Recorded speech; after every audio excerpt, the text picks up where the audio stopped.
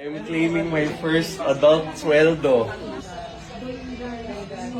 Babe, sino iti-treat mo sa first mo? My mom, of course. Yan ang promise ni Mama to my priest, si June. Father June. So we're gonna donate half of it muna. Wow, it's cash! I like cash. Sa isang video na lumabas online noong nakaraang araw, makikita si Bimbi para tanggapin ang kanyang sahod mula sa Itbulaga.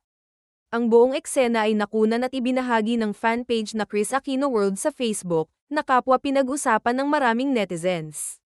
Habang pinipirmahan ang dokumento para sa kanyang sahod, isang payment voucher, tanong ng tao sa likod ng kamera, "Bimb, sino ay treat mo sa first sweldo mo?" Sagot ni Bimbi na agad na tumatak sa mga manonood, "My mom, of course.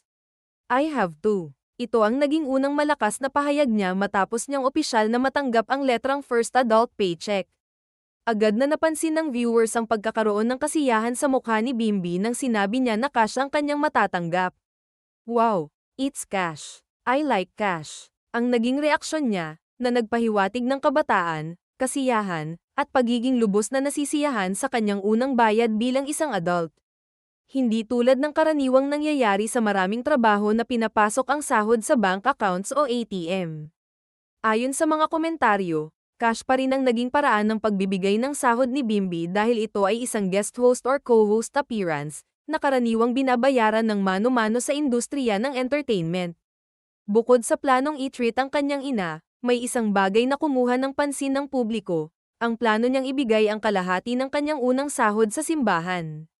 Ito ang tunay na dahilan kung bakit maraming tao ang napahanga sa kanya. Ayon mismo sa panayam ng isang lokal na news site, sinabi ni Bimbi na kalahati ng kanyang sahod ay i-donate muna sa simbahan bilang pagtupad sa isang pangako na ginawa ng kanyang ina na si Chris Aquino at ang kanilang pari na si Father June, na ngayon ay posibleng isang bishop na. Hindi nilinaw sa ulat kung anong eksaktong simbahan ang pagbibigyan ng donasyon, pero ang pahayag ni Bimbi ay nagpapakita na ito ay hindi simpleng impulsive na desisyon, ito ay bunga ng isang pangako ng pamilya. Ayon sa kanya, kalahati ng sweldo namin ay i-donate muna bilang pagtupad sa promise ni Mama to my priest.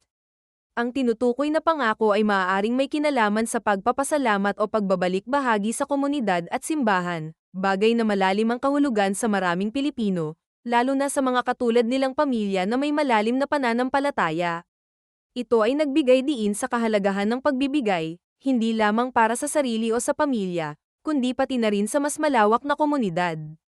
Ang video at mga ulat na nag-circulate online ay agad na umani ng libu-libong komento, repost, at reaksyon mula sa mga netizens. Marami ang natuwa sa pagiging grounded, humble, at mapagbigay ni Bimbi sa kabila ng kanyang pagiging anak ng kilalang personalidad sa showbiz. Narito ang mga pangunahing balita at komento mula sa internet at comment sections. Marami ang humanga sa paraan ng pagpapalaki sa kanya ni Chris Aquino, na pinuri dahil itinuturo sa kanyang anak ang tamang pagpapahalaga sa pamilya at sa simbahan. May mga taong nagpasalamat dahil nakitang malaki na ang respeto ni Bimbi sa kanyang ina, hindi niya iniisip agad ang sarili, kundi ang taong pinakamalapit sa kanya. Ang kanyang reaksyon sa cash salary ay naging relatable at comedic, na nagdagdag ng natural na kabataan at sincerity sa kanyang imahe. May iba ring napansin ang kanyang pagiging down-to-earth, lalo na't napag-usapan niya agad ang kalahati na ibibigay sa simbahan, na hindi karaniwang binibigay ng karamihan sa social media ng mga celebrity kids. Ang ginawa ni Bimbi ay hindi lamang isang gesture ng kabaitan. Ito ay isang dokumentadong pangyayari na nagpapakita ng karakter, at isang halimbawa kung paano maaaring gamitin ng isang tao ang kanyang oportunidad upang magsilbi at magbigay halaga hindi lamang sa sarili kundi pati na rin sa iba.